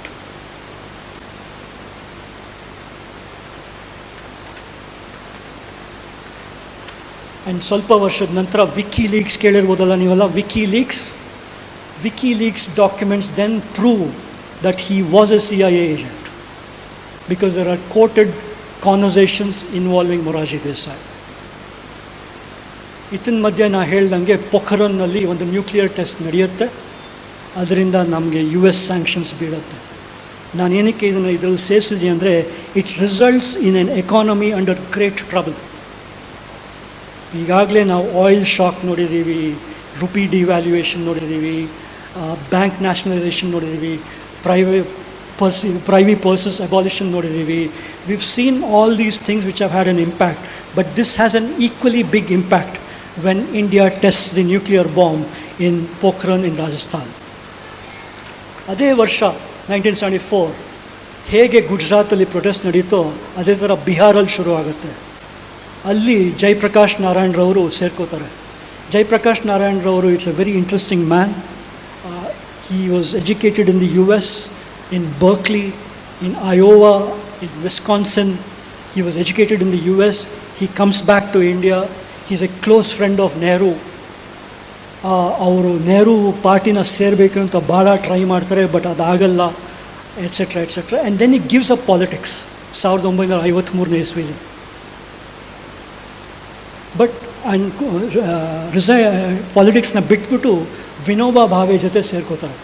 Vinoba Bhave was the leader of the Sarvodaya movement. ಅವ್ರದ್ದು ಒಂದು ಭೂದಾನ್ moment ಅಂತ ಒಂದು ಶುರುವಾಗುತ್ತೆ. ಅಂದರೆ ನಮ್ಮಲ್ಲಿರೋ ಲ್ಯಾಂಡ್ನ ನಾವು ಬಡವರಿಗೆ, land ಇಲ್ದಿರೋರಿಗೆ ಕೊಡ್ತೀವಿ ಅಂತ ಭೂವನ್ನು ದಾನ ಮಾಡೋ ಒಂದು ಪ್ರೋಗ್ರಾಮ್ ನಡೆಯುತ್ತೆ. ಅದರಲ್ಲಿ ಜಯಪ್ರಕಾಶ್ ನಾರಾಯಣ್ ಸೇರ್ಕೋತಾರೆ. 50 ಎಕರೆ ಅವ್ರು ಡೊನೇಟ್ ಮಾಡ್ತಾರೆ ಆ್ಯಂಡ್ ಸುಮಾರಾಗಿರ್ತಾರೆ. ಬಟ್ ಅದರಿಂದ ಈಚೆ ಬರ್ತಾರೆ ಸರ್ವೋದಯ ಮೂಮೆಂಟಿಂದ ಆ್ಯಂಡ್ ಏನೂ ಮಾಡ್ತಿರಲ್ಲ. ಬಟ್ ಆಮೇಲೆ ಇಂದಿರಾ ಗಾಂಧಿ ಜೊತೆ ಒಂದಿಷ್ಟು ಪತ್ರ ವ್ಯವಹಾರ ಶುರು ಮಾಡ್ಕೋತಾರೆ, ಕರೆಸ್ಪಾಂಡೆನ್ಸ್. ಇಂದು ಅಂತ ಕರೀತಾರೆ ಅವ್ರನ್ನ, ಯಾಕೆಂದರೆ ಅವ್ರ ತಂದೆ ಗೊತ್ತಿದ್ರು ಅಂತ, ಎಟ್ಸೆಟ್ರಾ ನಡೆಯುತ್ತೆ. But when the student protest starts in Bihar, he jumps in. ಬಿಹಾರಲ್ಲಿ ಗುಜರಾತ್ ಥರ ಹೇಗೆ ಪ್ರೈಸಸ್ ಬಗ್ಗೆ, ಇನ್ಫ್ಲೇಷನ್ ಬಗ್ಗೆ, ಅನ್ಎಂಪ್ಲಾಯ್ಮೆಂಟ್ ಬಗ್ಗೆ ಸ್ಟೂಡೆಂಟ್ಸ್ ಪ್ರೊಟೆಸ್ಟ್ ಮಾಡ್ತಿದ್ರು, ಅದೇ ಥರ ಬಿಹಾರಲ್ಲಿ ಶುರುವಾಗುತ್ತೆ. ಬಿಹಾರ್ ಛಾತ್ರ ಸಂಘರ್ಷ ಸಮಿತಿ ಅಂತ ಶುರುವಾಗುತ್ತೆ. BCSS, ಬಿಹಾರ್ ಛಾತ್ರ ಸಂಘರ್ಷ ಸಮಿತಿ, ಬಿಹಾರಿನ ವಿದ್ಯಾರ್ಥಿಗಳ ಸಂಘರ್ಷದ ಸಮಿತಿ ಶುರುವಾಗುತ್ತೆ. It comprises again 1 Jansangh, 2 Sarvodaya party and 3 the socialists. ಅದರ ಪ್ರೆಸಿಡೆಂಟ್ ಲಾಲೂ ಪ್ರಸಾದ್ ಯಾದವ್. ಹೇಗೆ ಗುಜರಾತಲ್ಲಿ the street protest took over, ಅದೇ ಥರ ಬಿಹಾರಲ್ಲೂ ಸ್ಟ್ರೀಟ್ ಪ್ರೊಟೆಸ್ಟ್ ಸ್ಟಾರ್ಟ್ಸ್. ನೀವಲ್ಲಿ ನೋಡ್ತಿರೋ ಚಿತ್ರ ಜಯಪ್ರಕಾಶ್ ನಾರಾಯಣರವರು ಒಂದು ಪಬ್ಲಿಕ್ ಮೀಟಿಂಗ್ ಅಡ್ರೆಸ್ ಮಾಡ್ತಾ ಇರೋದು. ಆ್ಯಂಡ್ ಹೇಗೆ ಗುಜರಾತಲ್ಲಿ ಒಂದು ಥರದೆಲ್ಲ ಕೀಳು ಮಟ್ಟದ ರಾಜಕೀಯ ನಾವು ನೋಡಿದ್ವಿ, ಅದು ಇಲ್ಲೂ ಶುರು ಆಗುತ್ತೆ. ಅದಕ್ಕೆ ಒಂದು ಕಾಮನ್ ಫ್ಯಾಕ್ಟರ್ ಇದೆ, ಅದು ನಿಮ್ಮ ಮನಸ್ಸಲ್ಲಿ ಬಿಟ್ಟಿದ್ದೀನಿ, ಯೋಚಿಸ್ಕೊಳ್ಳಿ ಏನು ಅಂತ. ಏನು ಅಂದರೆ ಗವರ್ನರ್ ರೆಸಿಡೆನ್ಸ್ನ ಮುತ್ತಿಗೆ ಹಾಕೋದು, ಅಸೆಂಬ್ಲಿ ಹೊರಗೆ ಒಳಗಡೆ ಬರ್ತಿರೋ MLAಗಳಿಗೆ ಬಳೆ ತೊಡಿಸೋದು, ಕುಂಕುಮ ಹಚ್ಚೋದು, ಇದೆಲ್ಲ ಯಾರು ಮಾಡ್ತಾರೆ ಅಂತ ನಿಮ್ಮ ಮನಸ್ಸಲ್ಲಿರಲಿ, ಒಂಚೂರು ಜ್ಞಾಪಿಸ್ಕೊಳ್ಳಿ. ಸೊ ಹೇಗೆ ಗುಜರಾತಲ್ಲಿ ನಡೀತೋ ಅದೇ ಥರ ಬಿಹಾರಲ್ಲಿ ಶುರುವಾಗುತ್ತೆ. And Jayaprakash Narayan, who had formally retired from politics, jumps in and hijacks the protest. He calls for the chief minister's resignation in Bihar. Karpoori Thakur, ಅವ್ರ ಹೆಸರು ಕೇಳಿರ್ಬೋದು ನೀವು. ಪಾಪ ಹೋದ ವರ್ಷ ತಾನೇ ಅವ್ರಿಗೆ ಭಾರತ ರತ್ನ ಕೊಟ್ಟಿದ್ದಾರೆ, ಕೊಡಲೇಬೇಕಾಗಿತ್ತು, ಕೊಟ್ಟಿದ್ದಾರೆ. ಯಾಕೆಂದರೆ ಬಿಹಾರ್ ಎಲೆಕ್ಷನ್ ಬರ್ತಿತ್ತು, ಕೊಟ್ಟರು. Karpoori Thakur, who was recently awarded the Bharat Ratna, called, quote unquote, he called for a jihad 1975 He called for a jihad to end Congress misrule. Notice the views of the word jihad. ಆವಾಗ ಜಿಹಾದ್ ಯಾಕೆ ಉಪಯೋಗಿಸಿದ್ರು, ಇವಾಗ ಜಿಹಾದ್ ಯಾಕೆ ಉಪಯೋಗಿಸ್ತಾರೆ ಅಂದರೆ ಅದಕ್ಕೊಂದು ಕಾಮನ್ ಫ್ಯಾಕ್ಟರ್ ಇದೆ. ಆಗಿನ ಮುಖ್ಯಮಂತ್ರಿ ಬಿಹಾರಲ್ಲಿ ಅವರ ಹೆಸರು ಅಬ್ದುಲ್ ಗಫೂರ್. ಇದು ನಮ್ಮ ರಾಜಕೀಯದ ಒಂದು absolutely sad part of our politics. So Bihar starts, Bihar protests, Jaiprakash Narayan joins in. Morarji Desai ಥರನೇ ಇವ್ರ ಮಾತುವೆ, ಡೋಂಟ್ ಪೇ ಟ್ಯಾಕ್ಸಸ್. ಯಾರು ಹೇಳಿ ನೋಡೋಣ, ಈಗ ಸಂವಿಧಾನದ ಹತ್ಯೆಗೆ ಬೇಗ ಮಾತಾಡ್ತಿರೋರು ಡೋಂಟ್ ಪೇ ಟ್ಯಾಕ್ಸಸ್ ಅಂತ ಒಬ್ಬ ಅಪೋಸಿಷನ್ ಲೀಡರ್ ಪ್ಲ್ಯಾಟ್ಫಾರ್ಮ್ ಮೇಲೆ ನಿಂತು ಈ ಥರ ಮಾತು, ಟ್ಯಾಕ್ಸ್ ಕಟ್ಟಬೇಡಿ, ನೀವು ಸರ್ಕಾರಿ ಕೆಲಸದಲ್ಲಿದ್ದರೆ ಅದನ್ನು ಬಿಟ್ಟುಬಿಡಿ, ಪೊಲೀಸ್ನವರೇ, ಆರ್ಮಿಯವರೇ, ನೀವು ನಿಮ್ಮ ಕಾನ್ಷಿಯನ್ಸ್ ವಿರುದ್ಧ ಏನೇ ನಿಮ್ಗೆ ಆರ್ಡ್ರ್ ಬಂದರೂ ಅದನ್ನು ಪಾಲಿಸಬೇಡಿ ಅಂತ ಜಯಪ್ರಕಾಶ್ ನಾರಾಯಣರು ಹೇಳ್ತಾರೆ. ಈಗಿನ ಅಪೋಸಿಷನ್ ಲೀಡರ್ಸ್ ಏನು ಹೇಳ್ತಾರೆ ಅಂತ ನೀವು ಒಂಚೂರು ಯೋಚಿಸಿ. He also sets up Janata sarkars in various districts of Bihar. ಅದೇನು ಜನತಾ ಸರ್ಕಾರ ಅಂದರೆ ಈಗಿನ ಒಂದು ಲೂಟಿ ಮಾಡೋ ಗ್ಯಾಂಗ್ ಏನಿರುತ್ತೆ ಆ ಥರ ಸರ್ಕಾರಗಳು, ಅವ್ರದ್ದೇ ಒಂದು ಪ್ರೈವೇಟ್ ಗೌರ್ಮೆಂಟ್ ಪ್ರತಿ ಡಿಸ್ಟ್ರಿಕ್ಟ್, ಪ್ರತಿ ವಿಲೇಜಲ್ಲಿ. And so therefore this is what happens in Bihar. ಇದೆಲ್ಲ ಸಾಲದು ಅಂತ ಕನ್ನಡಿಗರೇ ಆದ ಜಾರ್ಜ್ ಫರ್ನಾಂಡಿಸ್ ಬರ್ತಾರೆ ಸೀನ್ಗೆ. In 1974 George Fernandes launches the railway strike. ಅದಕ್ಕೂ ಮುಂಚೆ there is one very famous statement, ಅದನ್ನು ಮರ್ತೋದೆ ಹೇಳೋಕ್ಕೆ, ಬೈ ಜಯಪ್ರಕಾಶ್ ನಾರಾಯಣ್. ಅವ್ರು ಹೇಳ್ತಾರೆ, don't pay taxes, resign from government jobs etcetera. Quote unquote Jayaprakash Narayan ಹೇಳ್ತಾರೆ, the Bihar movement and RSS work are the one and the same. The Bihar movement and RSS work are one and the same, says Jayaprakash Narayan. ಇಲ್ಲಿ ನಮ್ಮ friends ಒಂದು 4-5 ಜನ ಕೂತಿದ್ದಾರೆ, ಅವ್ರಿಗೆ ಒಂಚೂರು ಖುಷಿ ಆಗ್ಬೋದು ಇದು ಹೇಳಿದ್ರು ಅಂತ. ಯಾಕೆ ಅಂದರೆ ಇದನ್ನು ಕೇಳಿಸ್ಕೊಂಡ ತಕ್ಷಣ ಕಮ್ಯುನಿಸ್ಟ್ ಪಾರ್ಟಿ ಏನಿರುತ್ತೆ ಅದುವೇ ಈ ಬಿಹಾರ ಸಂಘರ್ಷ ಸಮಿತಿಲಿ ಒಂದು ಪಾರ್ಟ್ ಆಗಿರುತ್ತೆ. The communist party of India is a part of the Bihar Sangharsh Samiti. Listening to Jayaprakash Narayan, CPIM walks out of the Bihar Chhatra Sangharsh Samiti. Listening to Jaiprakash Narayan, it was convinced that the RSS was behind this Samyukta Kranti protests. ಈ ಬಿಹಾರ್ ಪ್ರೊಟೆಸ್ಟ್ಗೆ ಸಂಯುಕ್ತ ಕ್ರಾಂತಿ ಅಂತ ಬರುತ್ತೆ ಹೆಸರು. ಹೇಗೆ ಗುಜರಾತಲ್ಲಿ ನವನಿರ್ಮಾಣ್, ಅದೇ ಥರ ಇಲ್ಲಿ ಸಂಪೂರ್ಣ ಕ್ರಾಂತಿ, ಸಂಯುಕ್ತ ಕ್ರಾಂತಿ, ಸಂಪೂರ್ಣ ಕ್ರಾಂತಿ, which means total revolution. So that is what happens. And the final blow comes from A Kannadiga, George Fernandes. ನಿಮ್ಗೆ ಎಷ್ಟು ಜನಕ್ಕೆ ಗೊತ್ತೋ ಗೊತ್ತಿಲ್ವೋ, ಬಟ್ ಜಾರ್ಜ್ ಫರ್ನಾಂಡಿಸ್ ಅವರ ಟ್ರೈನಿಂಗು ಕ್ರಿಶ್ಚಿಯನ್ ಪಾದ್ರಿ ಆಗೋಕ್ಕೆ ಬಂದಿದ್ದ ಟ್ರೈನಿಂಗ್. ಅವ್ರು ಹೋಗಿದ್ದ school to become a Christian priest, but he becomes a trade union leader. He calls for a railway strike.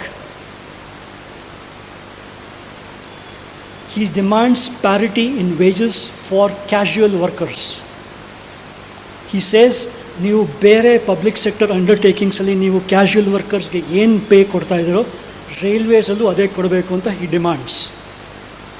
ದಿನಕ್ಕೆ ಬರೀ 8 ಗಂಟೆ ಕೆಲಸ ಮಾಡಬೇಕು ಅಂತ ಹಿ ಡಿಮ್ಯಾಂಡ್ಸ್. ಕೆಲಸ ತಗೋಬೇಕು ಅಂತ he demands, George Fernandes. So this results in a very big railway strike. ಇದಕ್ಕೆ ಹಿಂದಿನ ವರ್ಷ 1973ರಲ್ಲಿ ಇಂಡಿಯನ್ ಏರ್ಲೈನ್ಸಲ್ಲೂ ಇದೇ ಥರ ಸ್ಟ್ರೈಕ್ ಆಗಿತ್ತು, ಏರ್ ಇಂಡಿಯಾಲೂ ಇದೇ ಥರ ಸ್ಟ್ರೈಕ್ ಆಗಿತ್ತು. ಇಲ್ಲಿ ಕೂತಿರೋ ಲೈಫ್ ಇನ್ಶೂರೆನ್ಸ್ ಕಾರ್ಪೊರೇಷನ್ ವರ್ಕರ್ಸ್ಗೂ ಖುಷಿಯಾಗುತ್ತೆ, LICಲೂ ಸ್ಟ್ರೈಕ್ ಆಗಿತ್ತು. And now the railways have joined the protest. George Fernandes ಅವ್ರು ಹೇಳಿದ್ದು ಮಾಡಿದರೆ ಇಂದಿರಾ ಸರ್ಕಾರ ಕೇವಲ 1350 ಕೋಟಿ ಖರ್ಚಾಗ್ತಿತ್ತು, 1350 crores. But she refused to give in. On the other hand, 60,000 railway employees were arrested as part of the railway protest. But ನಾವು ಮೊರಾರ್ಜಿ ದೇಸಾಯಿ ಮಾತು ಕೇಳಿದ್ವಿ, ಜಯಪ್ರಕಾಶ್ ನಾರಾಯಣ್ ಮಾತು ಕೇಳಿದ್ವಿ, ಜಾರ್ಜ್ ಫರ್ನಾಂಡಿಸ್ ಮಾತು ಕೇಳಿ. Realize the strength you possess. A 7-day strike by the railways will close down every thermal power station. A 10-day strike will close down every steel mill. A 15-day strike will make the country starve.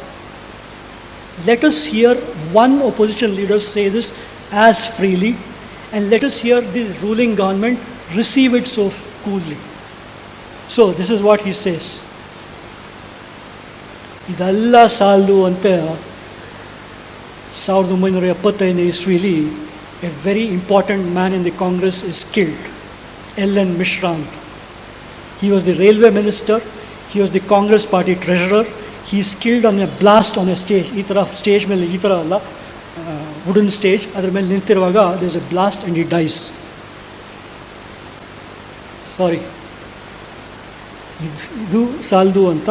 Litre in a few weeks from then there is an attempt on the life of the Chief Justice of India, A.N. Ray. ಈ ಎರಡರ ಹಿಂದೆನೂ there was a cult called Anand ಮಾರ್ಗ್. ಒಂದು ಆನಂದ್ ಮಾರ್ಗ್ ಅನ್ನೋ ಒಂದು ಸಂಸ್ಥೆ ಏನಿದೆ, ಅದರ ಹೆಸರಿತ್ತು. So therefore this was the backdrop to what was happening in Indira Gandhi's mind. Protests, price rise, ಈ ಥರ scandalous statements, incendiary statements, etc. etc. ಇದು ಸಾಲದು ಅಂತ there is an assassination in Chile. Salvador Allende is assassinated in a coup in Chile in South America. Okay. Both this LN Mishra's killing and Allende's killing come at a very awkward time, because 75ನೇ ಇಸ್ವಿ ಜನವರಿ ಅಷ್ಟೊತ್ತಿಗೆ inflation ಕಮ್ಮಿ ಆಗ್ತಾ ಇತ್ತು, student protest ಕಮ್ಮಿ ಆಗ್ತಾ ಇತ್ತು, ಈ Jayaprakash Narayan moment ಅದರ ವೆಯ್ಟ್ ಕಮ್ಮಿ ಆಗೋಗಿತ್ತು. ಬಟ್ ಸಡನ್ನಾಗಿ ಎರಡು, ಈ LN ಮಿಶ್ರಾ ಅಸಾಸಿನೇಷನ್ ಮತ್ತು ಚಿಲಿಯ Salvador Allende assassination, it provides a completely different spin. ನೀವು ಯೋಚಿಸ್ಬೋದು ನಮಗೂ ಚಿಲಿಗೂ ಏನು ವ್ಯತ್ಯಾಸ, ಏನು ಕನೆಕ್ಷನ್ನು ಅಂತ. ಅದೇ ವರ್ಷ, ಅದೇ ತಿಂಗಳು ಫಿಡೆಲ್ ಕ್ಯಾಸ್ಟ್ರೋ ಡೆಲ್ಲಿಗೆ ಬರ್ತಾರೆ. Indira Gandhi tells him this. What they have done to Salvador Allende, they want to do to me. There are people here connected with the same foreign forces that acted in Chile who would like to eliminate me. Anta Indira Gandhi tells Fidel Castro.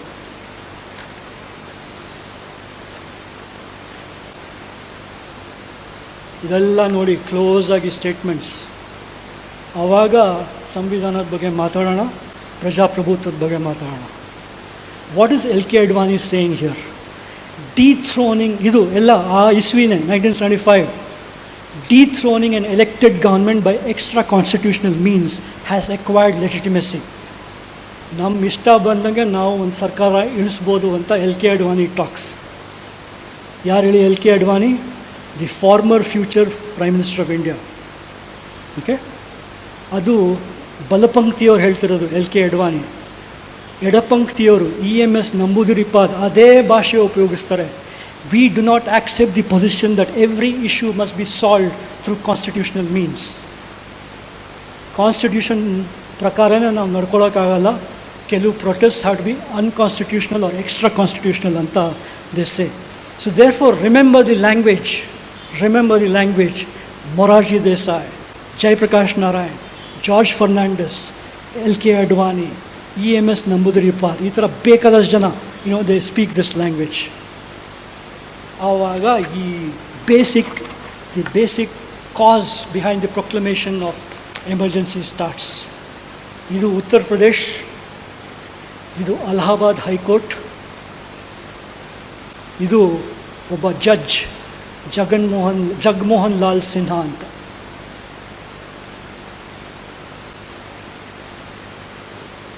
ಇದಕ್ಕೂ ಮುಂಚೆ June 12, 1975, very important day. ಬೆಳಗ್ಗೆನೇ ಇಂದಿರಾ ಗಾಂಧಿ ಹೇಳುತ್ತಾ, she hears the news of the death of DP Dhar, Dwarka Prasad Dhar. He was a very important figure in the Congress. He was India's ambassador to the Soviet Union. He was the man who intervened and pushed for intervention in Bangladesh. He is now an ambassador to the Soviet Union. ಅವರು ಮಾಸ್ಕೋವಲ್ಲಿ ಸತ್ತೋಗ್ತಾರೆ. ಮಧ್ಯಾಹ್ನ ಇನ್ನೊಂದು bad news ಬರುತ್ತೆ 2 ಗಂಟೆ ಅಷ್ಟೊತ್ತಿಗೆ. ಕಾಂಗ್ರೆಸ್ ಗುಜರಾತ್ ಎಲೆಕ್ಷನ್ಸಲ್ಲಿ ಸೋತು ಹೋಗಿದೆ. 182 ಸೀಟಲ್ಲಿ ಕಾಂಗ್ರೆಸ್ಸಿಗೆ ಕೇವಲ 75 ಸೀಟ್ ಬಂದಿದೆ. ಜನತಾ ಮೋರ್ಚಾ ಅಂತ ಒಂದು ಏನು ಸಂಘಟನೆ ಇತ್ತು, led by Morarji Desai, has come to power in Gujarat. But ಬೆಳಗ್ಗೆ 6 ಗಂಟೆಗೂ ಮಧ್ಯಾಹ್ನ 2 ಗಂಟೆಗೂ ಮಧ್ಯ 10 ಗಂಟೆಗೆ ಈ ಮನುಷ್ಯ ಇನ್ನೊಂದು ಬಾಂಬ್ ಎಸೆತಾರೆ. ಇವರ ಹೆಸರು Jagmohan Lal Sinha. And at exactly 10 AM on that day, he delivers a 258-page judgment on her election victory in Raebareli in 1971. 1971ನೇ ಇಸ್ವಿಯಲ್ಲಿ ರಾಯ್ಬರೇಲಿ ಅನ್ನೋ ಒಂದು ಕಾನ್ಸ್ಟಿಟ್ಯೂನ್ಸಿಯಲ್ಲಿ ಇಂದಿರಾ ಗಾಂಧಿ ಗೆದ್ದಿದ್ದರು, ರಾಜನಾರಾಯಣ್ ವಿರುದ್ಧ ಗೆದ್ದಿದ್ದರು. he declares that election void, ಅಂದರೆ ಆ ಎಲೆಕ್ಷನ್ನ ಕ್ಯಾನ್ಸಲ್ ಮಾಡ್ತಾರೆ.